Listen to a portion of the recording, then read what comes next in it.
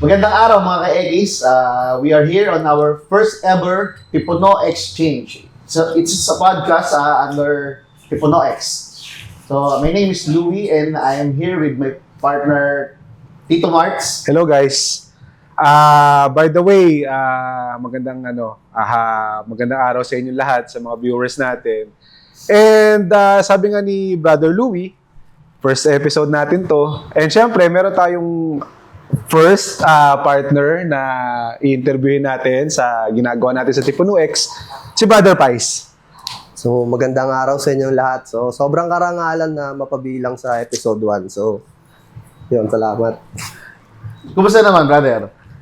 Okay naman. So, pang-anim na buwan na namin to. So, pataas naman. So, goods. Goods. Pero bago tayo magpunta sa barbershop mismo, konting icebreaker lang. Kasi nga since ka-ekis, kumusta mga inikisan mo? Marami yata magagalit eh. So, kumusta Okay lang, lang sa tayo mga lang. ka-ekis, ano? Tayo lang naman to. So, sa mga ka-ekis dyan, ako pala yung... Oy! Joke lang. Kumusta? Buhay kayo lahat. Okay. Hindi, para sa mga viewers natin, no, bakit ba tayo nandito? No? So, ginagawa natin to para lang ma-introduce natin gaano ba kaganda yung barbershop business na pinapasok natin. Hindi lang din gaano kaganda, pati kung ano talaga yung real struggles ng barbershop. Kasi, syempre, lahat naman ng negosyo, pero dito tayo mag-focus sa barbershop industry, maraming struggles behind the scenes, no? So, Brother Pai, kaya tayo nandito para mabigyan natin sila ng enlightenment ba? Kung ano yung dapat nilang expect, ano yung dapat nilang iwasan, o whatever na learnings na matututunan nila sa atin, no? Tsaka yun, ano yung maitutulong ni Pipuno X sa existing partners, saka sa mga aspiring na gustong magkaroon din ng Pipuno X barbershop or any barbershop business. So for our first question, so since 6 months na yung Marikina branch, gusto lang namin malaman na paano nag-start, paano kayo nag-decide na kumuha ng Pipuno X barbershop? Actually, nagsimula ito nung meron kasi akong laging problema sa barbero, mga ganon.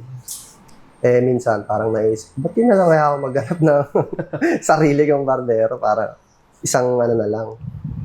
So, tsaka sa isip ko kasi yung barbershop kasi parang continuous lang. Yung parang hindi humihinto yung tubo ng buhok ng tao eh. So parang laging babalik at babalik yan. So kailangan lang ma-maintain. So doon nag-start yung idea ko mag-barbershop. So di naman necessarily na kasi para sa lahat, di ako marunong maggupit. Kasi baka yung iba kasi parang di ba usually parang dapat marunong maggupit bago mag-start ng barbershop. Hindi naman siya para sa ganun. So para sa lahat naman siya. So ayun, tas nakita ko yung proyekto nyo, Pipuno X. Kinontak ko lang kayo. Tas bilis na response. Saan mo siya nakita? Si Pipuno? Actually kay kay James. So kinontak ko siya. Tas bilis na ma-response. Tas nag-meeting kami nila James tsaka ni Martin. So, ayun. Bilis lang. Kailangan lang talaga pwesto. Oo. Yeah. Pero, kung naalala ko, nung nag-meeting, before tayo mag-meeting, napasyalan mo na yung isang branch natin, tama? Oo. Saan yun? Sa Taft. Sa taas. Okay. Oo. So, next time, interviewin din natin si Idol doon. Pero, kumusta experience mo doon sa Taft? Nung, at least para malaman lang din natin kung ano similarities dito sa Marikina, sa... So, doon sa TAF, doon ko na-experience din yung... Kasi parang nagbo-boom na yung yung mga consultation. Kasi dati wala eh. Like, ordinary gupit lang. Upo ka, gupit. Tapos doon sa TAF, so meron na silang ganun, consultation. So, kinonsult ako. Parang, ito bagay sa'yo. Ganyan. So, okay naman. Ang magaling, sabi ko. Magkano yung gupit sa Taft noon dati, nung consultation? Kinuha ko yung pinakamahal eh. Para experience ko na lahat yung nila eh. Ano yung pinakamahal noon? 800 ba sa Taft? 700? Oo, mga around that, naman price. Parang ganon. Tapos lahat na. May hot towel, mga ganon. So, solid naman. Halos makakatulog na ako. Relax. Sobra relax. Si barber mo ba, naalala mo pa yung pangalan doon sa Taft? Actually, hindi nga. Sorry. Pero lang. magaling maggupit. Hindi ko na maalala yung pangalan eh. Okay. Kasi medyo sa memory ng mga pangalan talaga, makakalimutan ako. Oo, sakto nga talaga sa'yo, ka-X ka talaga. Kaya kiss. Kinikisa na yun. Pinagisan agad. De, pero from there, so na-try mo yung services na ino-offer ni Tipuno X. So, yun ba yung nagbigay ng ano, ng parang final ano na, sige, mag-Tipuno X ako. Well, isang factor yun, syempre. Kasi parang, bago kasi yung experience sa akin yung ganun eh. Yung may mga packages na ganun. Kasi, nasanay tayo sa mga lumang barbershop na, yun. Yung mga classic barber. Mga classic lang. Traditional. So, sabi ko, bago to ha. So, yun, isang factor yun na nagpa-agree sa akin talaga. Okay. So ngayon, so far, sa 6 months na pag-ooperate, anong masasabi mo ba sa sa barbershop business? Mahirap ba siya? Madali? Actually, hindi. Actually, wala akong struggles. Hindi, joke.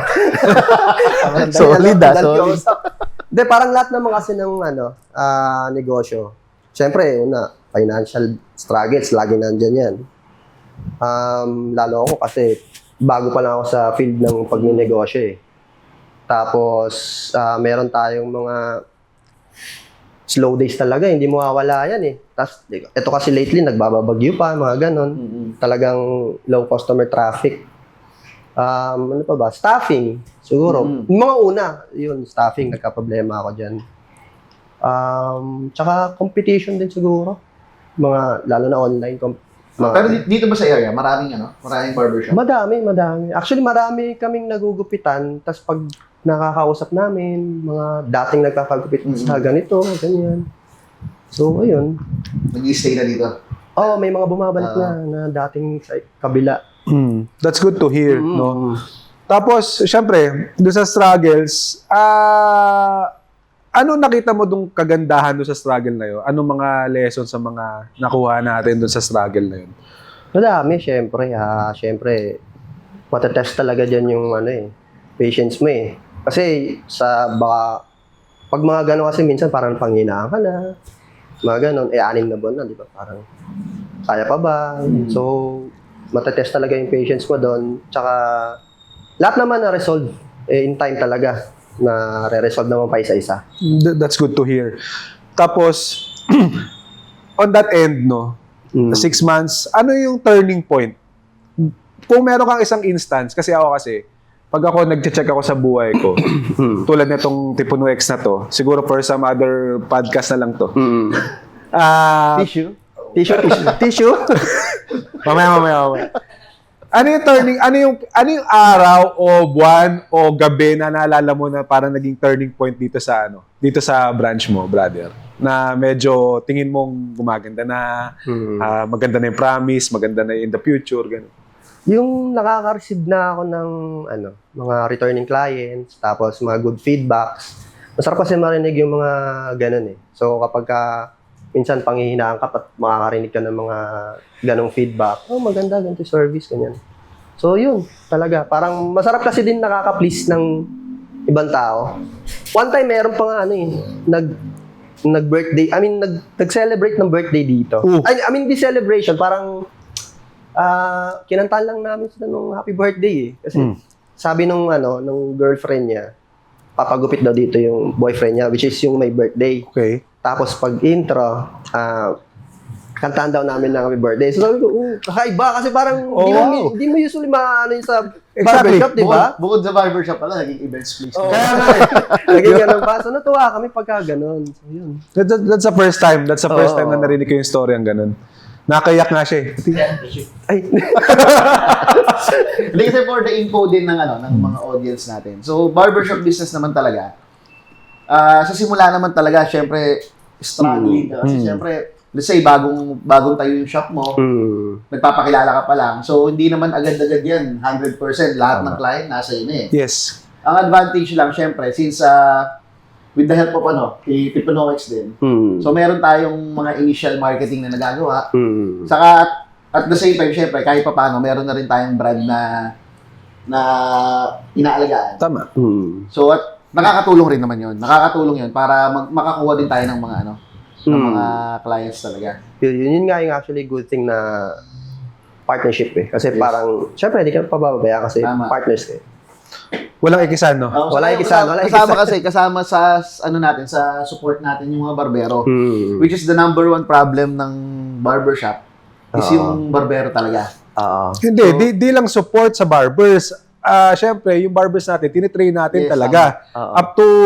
Up to the highest level na kaya natin ibigay. Kasi nga, sabi mo nga kanina, maraming ang kalaban. So, syempre, hindi naman tayo pwedeng sumabay sa kanila. Dapat at least a step or 3 steps or 5 steps, 10 steps ahead tayo sa kanila. Yun nga. Sige, that's good to hear, no? Dito sa Marikina kasi, aside na etong franchise partnership model na nakuha natin dito, sa tingin mo, kasi nakita ko naka-dreads ka eh. Hmm. Hindi kasi natin ino-offer yan basta-basta sa Tipuno X. Oo. Kumusta naman yung yung pagpasok ng dreads na negosyo dito sa shop mo? Sa akin, goods eh. Kasi marami na rin kami actually yung inquiries. Tapos mga ilan-ilan na rin yung mga na nagpa-dreadlocks. Hindi ko lang sure kung ito ba yung unang Tipuno X na merong lactation. Ito. Oo, So, ito. yun. So, dito sa Marikina branch pala, para sa mga manonood dyan, nagsiservice din kami ng dreadlocks. Ano ba ba? Yung mga afro perm, na ganyan. Meron tayong lactation dito, si Kaloy. Mamaya mamimit yung si Kaloy, papakilala namin. Sige, mamaya ilagay rin natin yung mga handles ng mga mga kasama natin dito sa shop, no? Brother? Kasi parang binubuhay namin at least yung parang art ng dreadlocks. Kasi hindi lang siya basta dreads eh. Parang para sa lactation namin, isa siyang art. So, yun. Nice.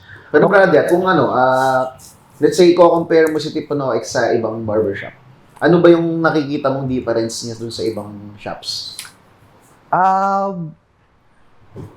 Medyo high, I mean, para sa akin lang, parang mas high-end sa iba. Kasi may mga nagsasabing galing sa kabila na lumilipat dito. Tapos minsan nakikwento nila yung problema sa kabila. So, maganda yung naririnig namin gano'n kasi naiiwasan namin gawin. That's good. So, nakakakuha kami ng input na, dapat yan to. Dito kasi hindi siya mabilisan. Kasi sabihin na natin, maraming ganyan, ratratan kasi maraming kliyente. Sa amin naman hindi, walang ratratan. Parang mas quality over quantity, parang gano'n. Yung ratratan na yon, walkthrough natin ano siya? Ano yung hindi ratratan sa atin? Para lang sa ating mga viewers.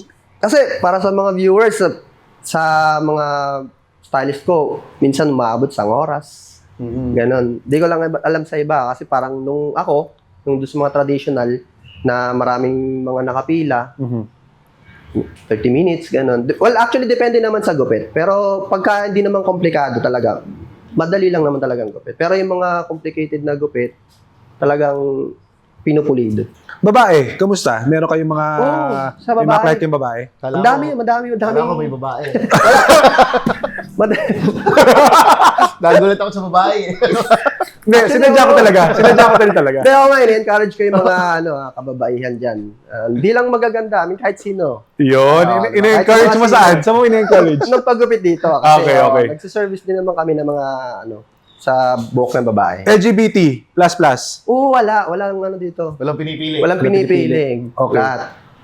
Sa susunod, sana, if ever, may mga posting tayo sa shop ng mga, at least lahat ng kasama natin sa community talaga. Oo nga, maganda yun. So brother, since actually, ang business model talaga ng Tipuno X is a container barbershop. Tama. First nga eh. Oo, di ba? First container barbershop in the Philippines. Pero syempre, itong Marikina kasi, parang naka-inline tayo. So, hindi siya container. Yes. So, ngayon, ang question ko, anong difference ba? Anong advantage and disadvantages ng container type and inline na barbershop? Sa experience niya, ni Brother Pai. Actually, yun sana yung una naming plan talaga, naka-container. Okay. Kaso, nahirapan kami maghanap ng lote. Kaya ang tagal nung tagal kong So, eto, nakita ko to. Ayun. So, feeling ko, sa akin lang, feeling ko lang magiging, doon, kay Banis. Pag container yata, kumbaga, sa rent free, and hindi ko lang sure kung tama ba, rent free ba, or Hindi, kapag ka sa'yo yung lote. Oo, kung sa'yo yung lote. Pero pag sa kung- lote, tama. Kasi mas murang i-rent ang lot lang. Oo nga, yun nga. Compare sa, syempre, Commercial compare na dito sa building na ganito. Saka ang isa pang advantage niya, syempre, sa yun na yun eh, parang yung container itself is your property Oo, na. tama. Since binayaran mo siya. So, after some time, kung gusto mong ilipat, madali. So, Movable. kung gusto mong mag-iba ng business, Hmm. pwede rin. Pwede Kung palitan. gusto mo lang siyang gawing Tipo no X, sari-sari store, Oo, gano'n. mga ganon. So, pwede siya. Tipo no X pa, mga ganyan. Saka, mas for me, yung dating ng container kasi iba eh. So, parang dyan nga pumapasok yung ano natin, yung tipo no X, meaning na crossroads between tradition and innovation. Tama. So, parang ini-innovate kasi natin yung traditional barbering dito sa Philippines. Hindi lang sa Philippines, actually, sa ibang bansa. Tama. So, ang gusto lang din natin, syempre, medyo may magka-edge din tayo talaga. Yes. Which is ano naman, container, di ba? Parang pag nakita mo, uy, steel. Container. Marami naman na Stackable Ikaw- siya, no? Di ba? Diba? Stackable din. Yeah. Saka mabilis nga yun. Kung gusto mo magdagdag, Mm. patungan mo lang, tabihan mo lang. Sabi naman lang. Pag open mo ng wall, ang laki na ng Kaya shop nga. mo agad. Basta stick naman. Pero, well, basing on our branch in Marikina, isa naman to sa, masabi kong very airy, maluwag, malinis, maintained. So, Tama. okay naman. So, well, since nandun na tayo sa innovation, sa Crossroads, tackle lang natin, brothers, yung modern barbering tsaka yung traditional. Oo. Paano ba natin siya itatakil? Meron ba tayo? Ikaw ba, brother? Kaya mo ba itatakil o gusto Hindi, mo? wala akong Hindi, masyadong... mas maganda, tawagin natin yung isa sa mga mga senior barber educator. Which is dito rin naman siya duty yan sa... Andito pala siya? Sakto? nandito. Andito? Grabe what a coincidence Andito Oo. pala. Saka ito rin, yung tatawagin namin. Ito yung namin, isa sa mga JRL ambassador. Yun, no?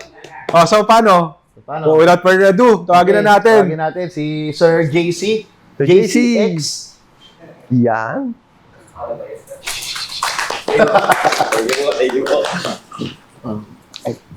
Lamig eh. Hawakan mo na lang Wala muna. ko na lang, sir. So, bago tayo magsimula, sige, pakilala ko muna. Ako nga pala si JC Rocamora, also known as JCX Barber, one of educators and senior barber ng Tipo no X.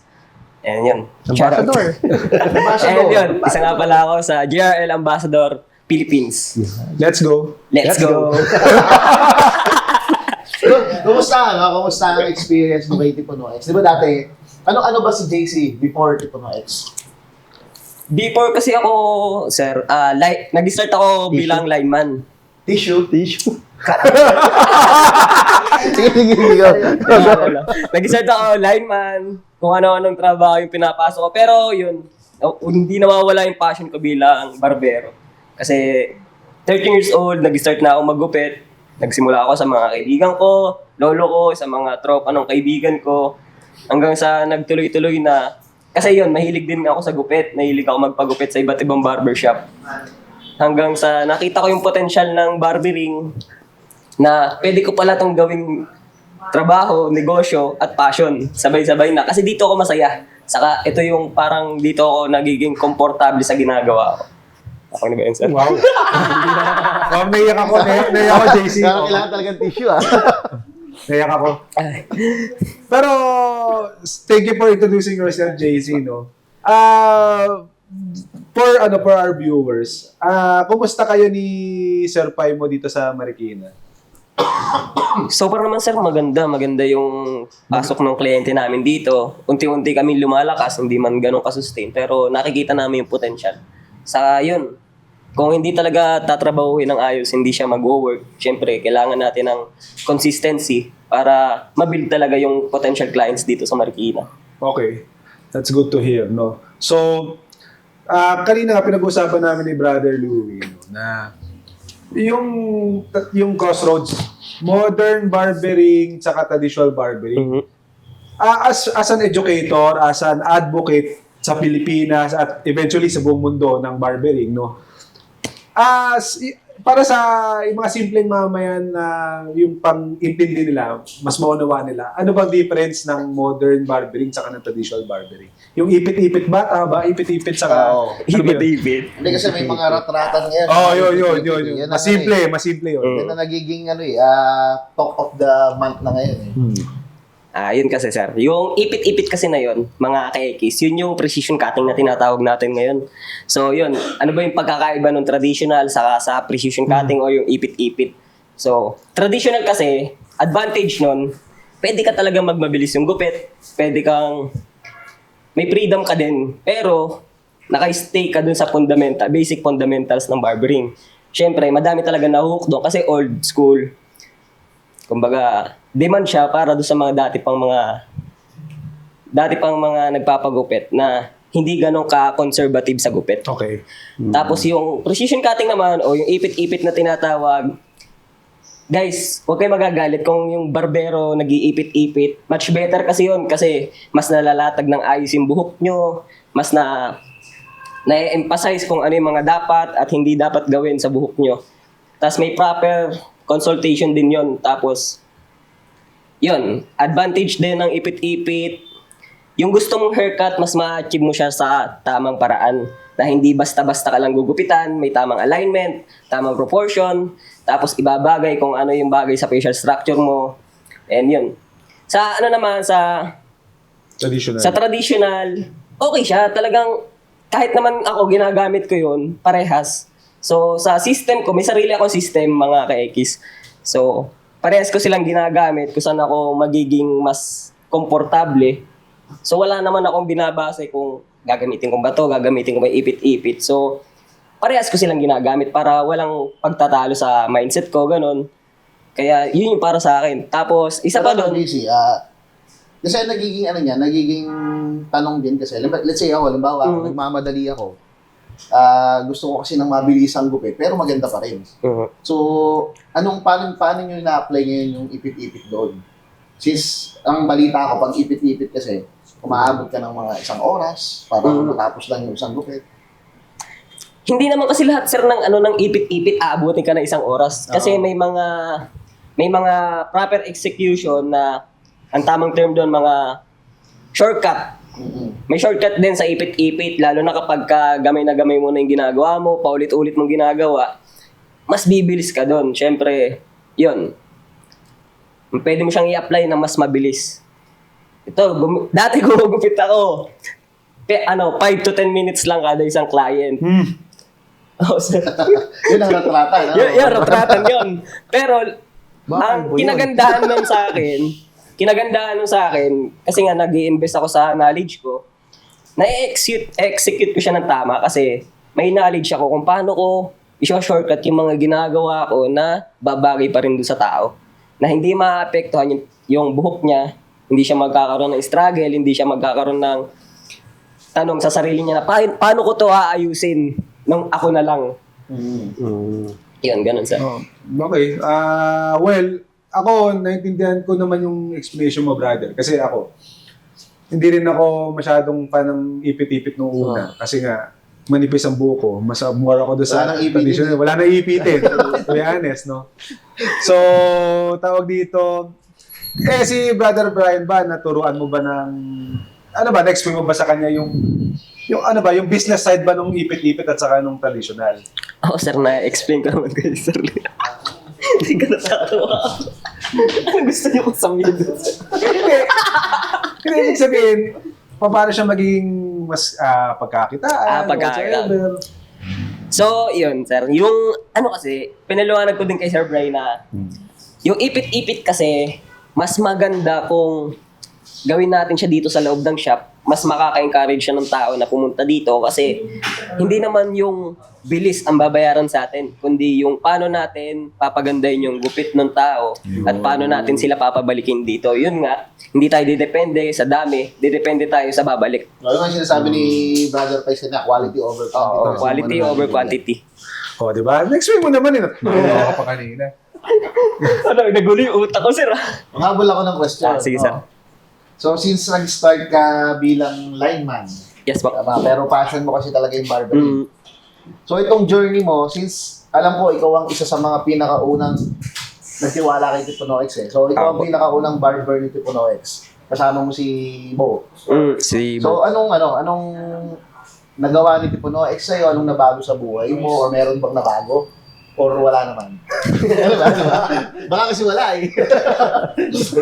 Sabihin mo na.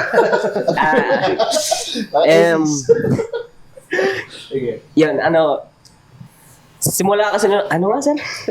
Ano yung tanong nyo? Anong nabago sa'yo? Ano bago sa akin? Oo, walang nabago kung ano man. Nabago kasi ang pinakang naging malaking tulong sa akin ng Tipo Noex is bukod sa growth ko as personally, yung mga hindi ko natututunan sa school, natutunan ko dito.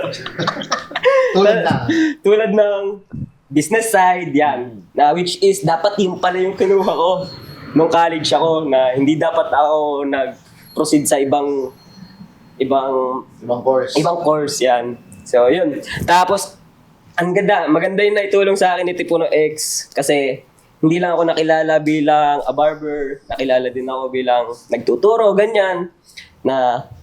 Pero dati nagsisimula kasi ako, aspiring lang ako. Pero yun, share ko lang din sa inyo, dati nangangarap lang din ako na maabot yung mga gusto ko about sa barbering. And yun, si Tipo No yung unang tumulong sa akin para maabot yung mga yun. Kasi Tipo Noex kasi lahat binibigay niya, lahat sinusuporta niya pagdating sa barber. So hindi sila against sa kung ano yung makakapagpa-develop sa attitude, growth, sa kahit ano pa man na gusto mong mangyari sa pagiging barber mo. So, yun, hindi ko ma-explain, basta maraming salamat sa Tipo No. I'm fine, thank you. I'm fine, thank you. Okay. That's good to hear, no? Sige, Brother Louie, kung may tanong ka pa kay JC o kay Brother Pai, itanong mo na. Dahil tayo nagugutom na. Oo nga, no? Kamusta naman yung mga ex mo? Yan, sir. Ano mo dahil tayo pinag-usapan dun sa kotse nun, ha? Oo nga eh. Hindi, ako, Brother Pai, no? For my peace, for this podcast. Saan mo nakikita si Marikina branch in the next 5 years? Sa akin, syempre, sa lahat naman ng negosyante, kahit nagsisimula pa lang, expansion pa rin naman eh. Okay. So, magdagdag pa ng mga anong pwedeng service na idagdag, gano'n. Tapos, continuous lang yung service. Yung hindi magbabago dapat. Lagi dapat paangat yung binibigay na serbisyo, yung gano'n. Quality, dapat kung same quality, kung di man same, like, papatasin pa, dapat laging ganun. Talagang growth lang eh. Good to hear. Salamat sa tiwala kung ganun. Huwag natin pangunahan muna yung future, pero at least meron ka na nakikita vision. No? Saka yun nga, di ba sabi nga nila, yung success naman hindi siya binibigay doon sa pinaka-smartest eh. So binibigay siya doon sa pinaka-committed. Kumbaga sa most committed. So, kasi yung barbershop business, so titingnan mo, parang ang dali lang niya kung tutusin. Pero hindi eh. Kung ikaw yung nagpapatakbo ng barbershop business, napakarami talagang problema rin eh. Number 1 din talaga, yung mga barbero, nagiging problema mo talaga yung mga yan. Pero syempre, sa business side, tulad namin ni Tito Marts. Ni Tito Marts. So, halos tinitake niya rin talaga yung oras din namin talaga. Since hindi lang naman isang branch si Tipo No, so marami ng branches and kami continuous expanding din naman. And bukod sa barbershop business, meron tayong mga trading na pinapasok. Meron tayong mga products, meron tayong work, meron tayong mga sariling tools and equipments. Then we have JRL din. Kaya nga dito katabi natin yung isa nating JRL ambassador. So yun, napakaraming ino-offer ni Tipo Noex. So, yun nga, dapat consistent ka lang lagi. Saka committed ka. Kasi aanin mo pa yung galing mo talaga kung hindi ka naman committed sa ginagawa mo. So, yung success hindi rin talaga pupunta sa'yo. Kailangan talaga pagpursigihan mo. No? Sa lahat naman ng business, gano'n naman. I believe that. Ayun. Pakilala muna natin yung mga kasama natin sa branch. Sa mga Plug natin kung ano yung mga social media, number. JC, pakilala mo yung mga Kasama dito. Ayun, pinapakilala ko nga pala sa inyo si Kaloy, yung lactician namin dito, nagde-dreadlocks. Specialty niya is yung dreadlocks. So, yun. Kaloy, pakilala ka dito. Pakilala ka muna saglit. Saglit lang. Pakita ka lang saglit. Pakita lang saglit. Idol, excuse lang idol Sorry. Saglit lang, boss. So, ito yung si Kaloy. Ito po si Kaloy. And yan yung lactician namin. Tapos, meron pa po kami dito yung barber, yung isa namin barber, si Kuya Marlon. Ito, si Kuya Marlon. Yan, sa mga nagtataka, meron din kami dito ng traditional barber. Yun o. Yan, no? Ito, si Kuya Marlon. Kaway kayo sa camera, guys. Hello. Anong gusto niyo sabihin? Si Kaloy muna. Ayan, yun sa mga talk meds mo. Gusto ko sabihin, ako nga pala si Kaloy Positivo, also known as Yolux, Dreadlocks and Blends dito sa industry ng barbering. And isa ako sa mga loctician barber dito sa Marikina branch. At sa mga soon clients ko, pwede nyong i-book dito. Dito tayo mag-session para welcoming yung place dito tsaka Para maganda. positive. Bakit pala positibo? Positibo kasi yun yung pananaw ko sa buhay eh. And meron din kasi akong brand ng merch which is yung Positibo Mindset. Doon ko talaga siya kinuha. Tsaka yun, sana next time mailapag natin yung merch natin dito para one-stop shop kumbaga, grooming. Okay. Thank you, Kaloy. Sige, si Kuya Marlon. Wala po ako masabi. Pakilala ka muna. Ay, ako po si Marlon. Pinaka-cute. Pinaka-pogi. Yun. Na bata. Na barbero dito. Thank you guys. Let's go. Let's go. Salamat. Okay. Brother Pai, dito ka sa gitna. Ayun, sige. The table is yours. Yes, the table is Ayan, yours. So, bago tayo magtapos, sinaanonyahan ko yung mga viewers natin dyan. Kahit di taga Marikina, kahit mga 10 meters, San Mateo, pwede kayo dito. Mga taga Rizal. So, Tipuno X Marikina, sa Katipunan Avenue, Rainbow, Concepcion, Marikina City. Taas lang kami ng video. Tapat namin yung McDonald's tsaka 7-Eleven. So, let's go. Anong mga natin? Bago ka mag-let's go, anong mga social media accounts para mapalo? Lahat naman pare-pareho lang. Tipuno X Marikina sa IG, Tipuno X Marikina din naman sa Facebook. Same lang din sa TikTok. So, yun. Follow nyo lang kami, please. Salamat. Okay. Thank you. Shout out. Baka may shout out ka. Mga ka-X. Sa mga napipilitan lang ako. Sorry sa inyo. Then, shout out sa, yun nga, sa mga viewers lagi. Ayan. Let's go. Sa family. Sa family, Yani, sa kapatid ko, pinakamamahal kong utol. Yun, oh. Yan, alam mo na yun. Okay. So, yun. Brother Louie, ako muna. Parting shot. Salamat sa pagsuporta sa amin in advance, no. This is our first episode. Hopefully, mapadami natin yung episode at huwag kayo magsasawang sumuporta sa amin. Kahit huwag na kayo sumuporta sa akin, kahit sa brand na lang namin, wala problema. And see you guys soon. We'll drop by doon sa ibang branches. Hopefully, yung mga magiging interesado, kuha po kayo ng mga branch namin at mga merch namin at products namin. Thank you. God bless.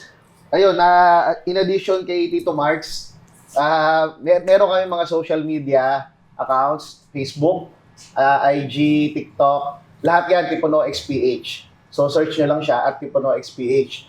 Then, we have our own website.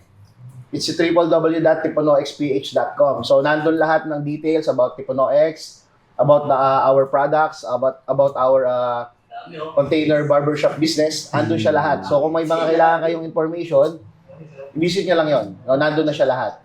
So, sa akin naman, personally, nagpapasalamat din ako sa iyo, Pais, Tito Marks. So, at least, ito yung very, very first namin na episode. So, medyo, syempre, medyo trial stage, prototype, no? Pero at least na pull up naman natin ng okay. Hindi, ganito talaga. Abangan nyo, ganito talaga mangyari. Mas okay. Raw, very raw. So, no script, no anything. Basta raw, diretso na. Again, this is Louie. And with the... Tito Marts, Vice. And this is Tipuno Exchange.